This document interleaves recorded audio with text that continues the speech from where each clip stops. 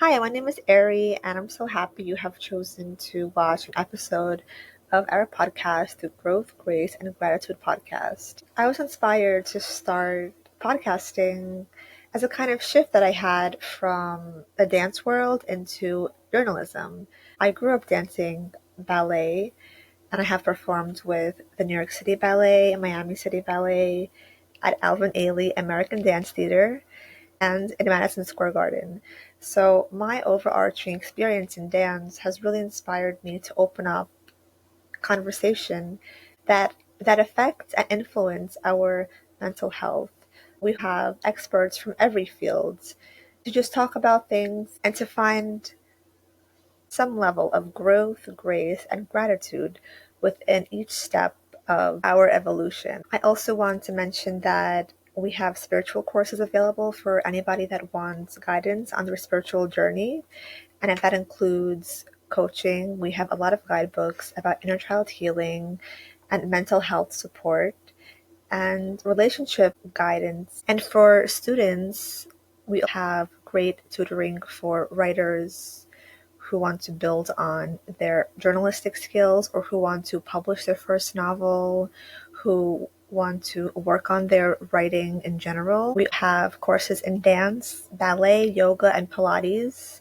So whether you are advanced or brand new, our classes are held on Zoom, and we have options for personal classes or group classes. And for writers, there's also an option of the typewriter. So if you have a typewriter that needs repair, we can repair that for you. And if you need a new typewriter, you can purchase a beautiful typewriter and start the writing process at your own pace. If you would like to have me on your podcast or would like to be a guest on my podcast, or if you want us to answer your questions in an upcoming episode, please send us an email at growthandgracemindset@gmail.com. And if you like our shows and they resonate with you, please consider giving our show a rating of 5 stars. Give us a comment, follow us, and just enjoy the episodes. Thank you so much for sharing your time and your journey with us. I hope you enjoy the show. Welcome to the Growth, Grace, and Gratitude podcast, where we talk all things mental health, healing, wellness, spirituality, positive psychology, business tips, and so much more. And today we'll be talking a little bit about the feminine and her quest to find joy and healing with our guest, Laura Sylv, a holistic self-love and empowerment coach for women, trauma-informed breathwork facilitator, NLP master practitioner, and hypnotherapist. It's Laura's mission to guide women back home to themselves beneath the layers of conditioning so they can find fulfillment and live life on their own terms without fear. So, what a beautiful bio and thing you're doing to help women and bring them into their core feminine essence of home, because I feel like so many women just want to feel comfortable in their body, in their skin, in their space. So what a beautiful way that you're helping that happen. So, and welcome to the podcast. Thank you so much for having me. I'm excited to have this conversation because I feel like the more that we can speak about mental health, mindset, self-love, personal development, like it's always going to be valuable when we learn something from someone different in the industry. I think it's invaluable to have that knowledge and insight and just to really reflect on like what is going on for you from somebody that you may never have heard of or spoken with before, and just having that real deep insight. So yeah, it's a real honor to be here, so thank you. Oh, that's so sweet. And I totally agree because like each one of us have a very specific journey, and to come to that realization and experience, and then when we share that, it's so beautiful. Like personally, I grew up being the oldest sibling, the oldest daughter. And going through life, we have our birth order, and sometimes that Mm. really greatly impacts how we function in society and how we are programmed subconsciously and consciously. And over the years that I went through my healing journey and connected with my inner child, I created a guidebook for people because I've also been meeting lots of people who have been the older sibling. And it's interesting how like we magnetize each other, who we are or in what phase we are in life. We kind of meet the people who mirror to us that same like frequency or similar experience. So I've been meeting people who are that template of the oldest sibling and the first daughter of the family, and we've had so many conversations about the responsibility of that, order, and the dependency aspect, and putting so much pressure on themselves. Mhm. So I was like, wow, this is so interesting that we have been meeting other women who are aligned with that frequency. So I was like, let me just create a guidebook to help us heal, because I feel like we're all going through healing cycles and journeys, and sometimes we need that extra support. For example, like the oldest daughter, it's harder for her to like relax and to be more in her feminine role, because she's been known to be the masculine Mhm. energy, to kind of like take charge, to be the one that is the shoulder to cry on, to be strong and confident Mhm. and all these things. And maybe it was fine for many women and they took the role on beautifully, and they, surpassed all the expectations of their family and friends. But I feel like there's so much burnout that happens later in life, and it's really wise to kind of take a step back. And this is for all women, all females, but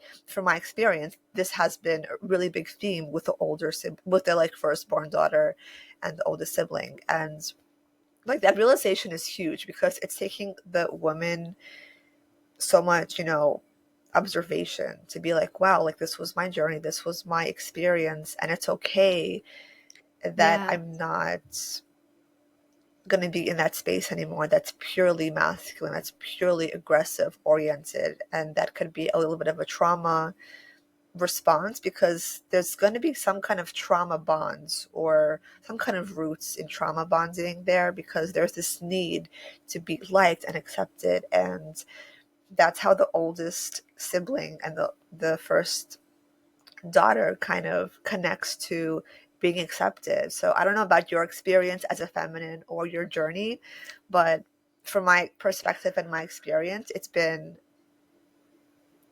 challenging. Talking about all this connection to the feminine and our journey, which is, very unique and personal to us. So do you want to tell us a little bit about your experience and what inspires you to connect the feminine aspect back to her core self? Yeah, I think for a long time, I probably spent a long time in my head, which is where like that's all about the masculine is that logic, structure, routine, almost like discipline and just a lot of like doing things orderly. And it got to the point where I, became like really unwell with my own mental health. And it was only when I started to choose differently. So I spent a lot of time self loathing, like self sabotage, because I didn't know what else to do. I felt lost and I was just in my own head. And something needed to change. And I think then when I turned to self compassion and I started to operate from a place of like kindness towards myself, even though it felt hard, that's when things started to change for me because I was kind of allowing my thoughts to come up. I was sitting with them, I was sitting through the discomfort, and I was really tapping into how my body felt rather than what my mind was trying to tell me. And that's what made all the difference because we believe our thoughts so much, but we are not our thoughts. Our thoughts are not fact. We are just the one that is experiencing them. So I think if you're able to like detach yourself and separate yourself from the thoughts that you're having and get into how you actually feel and nurture yourself in that way and just be rather than do, that's when you can really start to heal that relationship with yourself. I love that. That is so beautiful. And I 100% agree, because so often it's like our early experiences and childhood trauma, it kind of shapes our dimensional view of how we see reality and how we view ourselves. And so often it's not through kindness. So, like you mentioned, to be kind, that's like the first step to healing. And it's so hard to be kind, right? Mhm. It's like I don't know why it's so difficult for ourselves to be kind when we are trying to be kind to other people, but why is it so hard to be kind to ourselves along the journey of healing?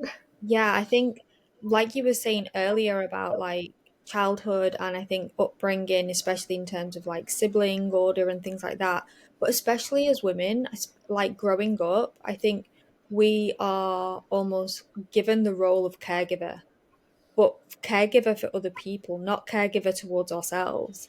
And we give so much of ourselves to everyone else and neglect ourselves in the process. And we're often told, or we have often been told, like through conditioning, that, looking after yourself or prioritizing yourself is selfish and it means that you don't really care about other people. And so we spend most of our time like giving, giving, giving, but never giving to ourselves. And that's where it can feel really uncomfortable, is when you start to actually make yourself a priority, but that is what is needed. And actually, it's the opposite of selfish, because when you fill your own cup, everyone else gets to feed from the overflow of what is, you being really topped up and feeling really good within yourself allows you to be there even better and stronger for others. So actually prioritizing you is the first step when it comes to this. That is so beautiful. And what a beautiful message for all women. And especially we have Mother's Day coming up. It's that maternal power, the remembrance of the maternal instinct and empowerment. I feel like it's a great message and lesson to all feminine, whether they're connected to their motherhood Mhm. or they're doing their maternal care through other forms, whether they're doing a business or connecting with their friends, loving their animals.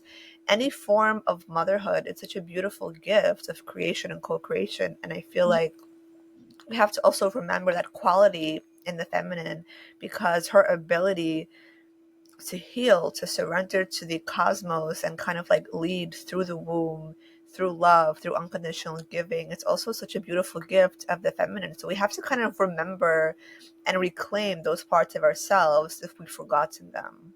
Yeah, and it's a message I always give to like the women that I work with is, even if you're not a mother or you've struggled with being in your feminine, or you've perhaps had a tricky relationship with your mother growing up, or you've never received the kind of love or care that you've always wanted, it's about coming home to yourself and mothering yourself in ways perhaps you never received, and being that person for you, nurturing you. Because if you're nurtured, imagine, like, let's say you are a mother, just imagine how nurtured your children will be if you've nurtured yourself. Because if you're coming from a place of like resentment or stress or fatigue, then that is going to affect the people around you, including your children. So if you're feeling really nurtured within you, everyone else around you gets to benefit from that. That's so beautiful and that's so true. It's like we bond through nurturing, I think. So it's Hmm. like the more we're able to understand like what is nurturing and also being receptive to people nurturing Yeah. us from a space of love, not fear, right? I feel like we always push things away. We're like, no, no, it's fine, it's fine. I don't know why it's like that, but it's so hard to accept love and nurturing from others. Yeah, and I think also help. Like I was speaking to a friend just yesterday and she was saying that she's got so many different tasks going on, and she's recently like become pregnant. I think she's like 18 weeks or something like that, and she's been saying how she's been doing everything, but she's found it really difficult to ask for help because she doesn't want to be a burden. But it's like we were never meant to do all of the jobs.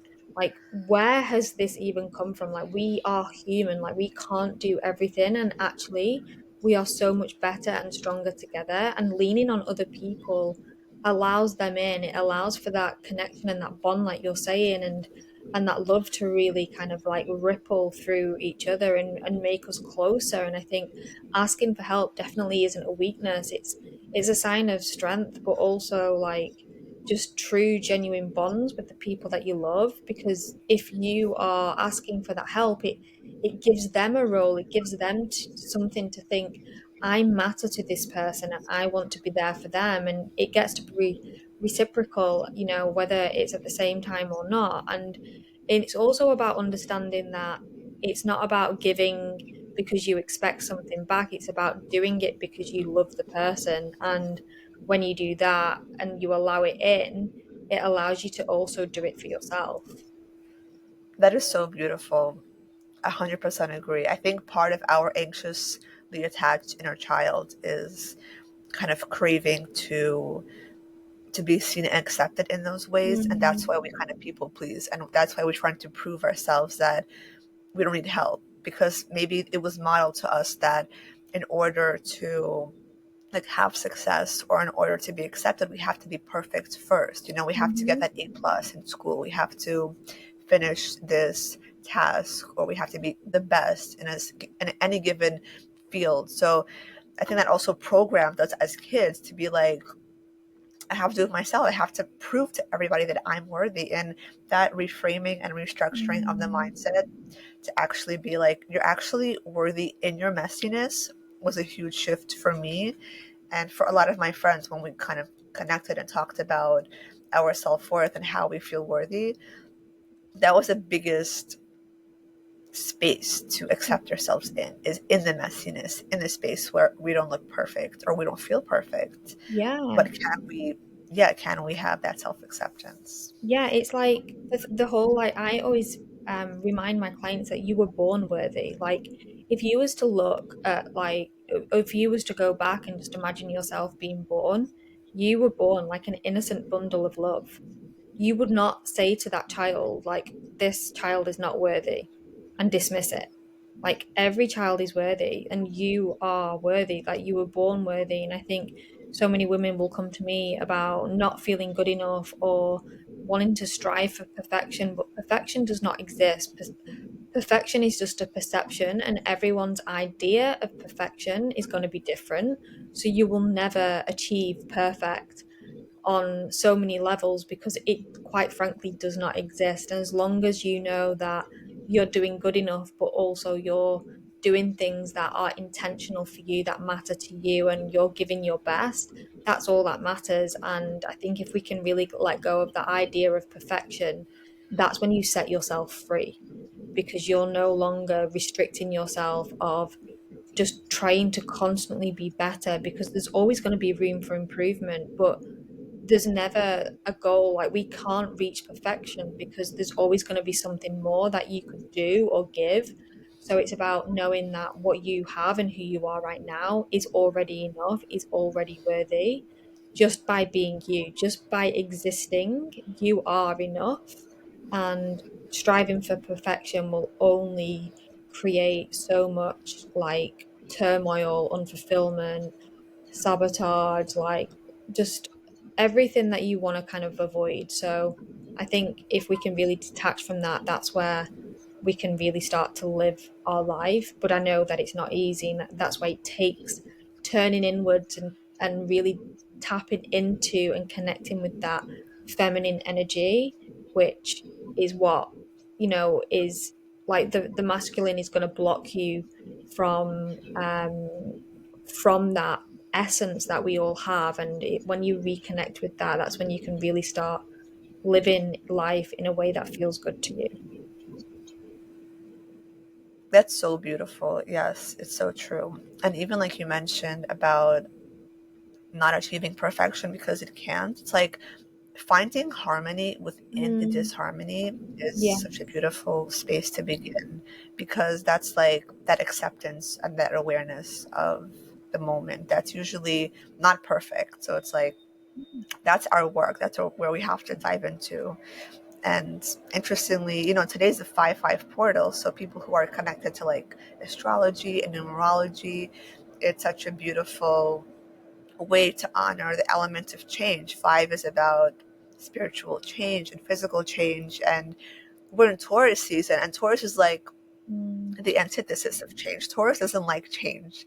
So it's like when you put so much change with the fear of change, or doesn't like to be moved, doesn't like to have challenges, it's like this is a really helpful thing for everybody to connect to, because we manifest through that polarity, through the awareness, mhm. and sometimes that bit of resistance helps us to push through those Yeah. those unseen limitations, and to push through our own limitations and perceived, blockages.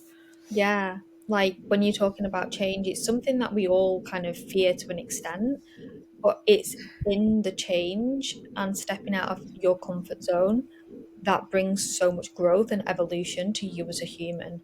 And it's not about like overhauling your life overnight, it's about taking that one single step into just making a micro change that might make the biggest difference in your entire life, in your entire world, in your relationships, in your career, and just making those small micro movements that probably will make such a great difference to you. And knowing that actually it's important to make mistakes, because if we didn't, we wouldn't learn anything. We wouldn't grow as a human. We wouldn't evolve. So actually honor the mistakes, like welcome them in, because without them, we can't like, rise or get better or, really just grow and evolutionize ourselves.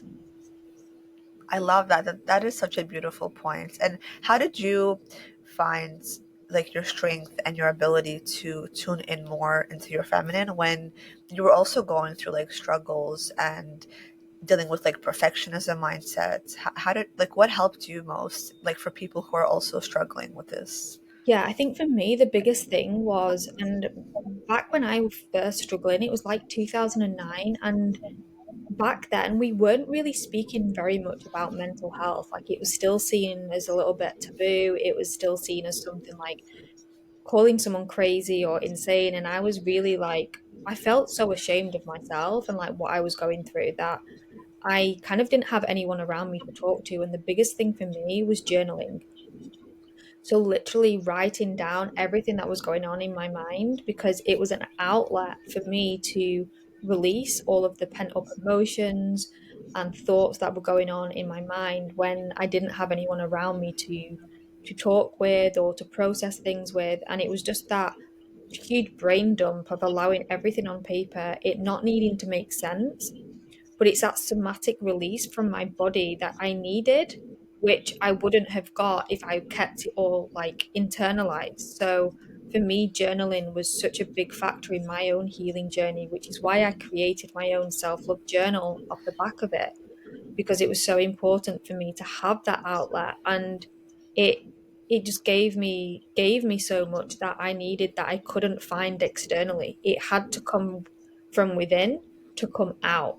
And that's what was like one of the biggest catalysts for me moving forwards, because then it helped me articulate what was actually going on inside, that I could then start making those small micro movements and changes in my life that would start to make that difference. And also being patient and understanding that things weren't going to change overnight, but it was just that consistency of every day choosing self compassion, choosing self compassion, choosing self compassion over the sabotage and all of these things that were holding me back, even though it was hard.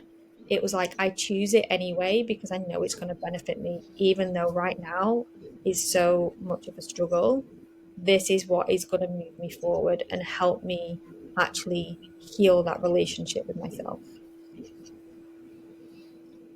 Wow, that's so beautiful. Thank you for sharing that. And you explain that with so much like courage and bravery, that those beginning steps of kind of Mhm. connecting with our psyche and our inner world, it's so difficult and challenging because oftentimes nobody has been there, nobody has seen Yeah. it, and we haven't seen it ourselves. We haven't really connected to that ourselves. So it's like that those beginning first steps of true vulnerability and true transparency and authenticity, it's such a beautiful gift that we're giving ourselves on the path to healing, because when nobody sees or accepts us, we have to do it first. And Yeah. that will carry out into the external and help us connect with others as well, because community is so beautiful also, like Mhm. connecting with like-minded people, like with yourself and with all these amazing concepts and healing techniques. It's so helpful. I feel like that's how we're helping each other as well as best as we can. Yeah, and that's it. It's coming back to that, we are better and stronger together. And, just having these conversations with other women that are in a space to better themselves, but in turn better other women just by having these conversations. It's so beautiful. And I think one of the biggest messages that I like to share is like, when you choose self-love, like that is the biggest gift you can not only give to yourself, but it's a gift to everyone around you, because it becomes a beautiful ripple effect and it touches everyone's hearts. And so it's like, a lot of people may think that self love is selfish when actually it's the complete opposite. You choosing to love yourself means you're allowing for so much love for everyone else to receive too. That is so beautiful. And self love, it's like the beginning of the multi generational healing journey that we're helping our ancestors and ourselves. So, yes, it's so beautiful. Wow, what a beautiful conversation, Laura. Thank you so much for coming on the podcast and sharing your grace and your wisdom and your story of the feminine essence. And where can people connect with you and see all of your inspired content? Yeah. Well, firstly, thank you so much. It has been a really beautiful conversation. And I think it's been coming up a lot recently, is that feminine energy and how to connect with it. So it is really important and a huge topic for me. But the best way of connecting with me is probably over on my Instagram at Laura Sylv.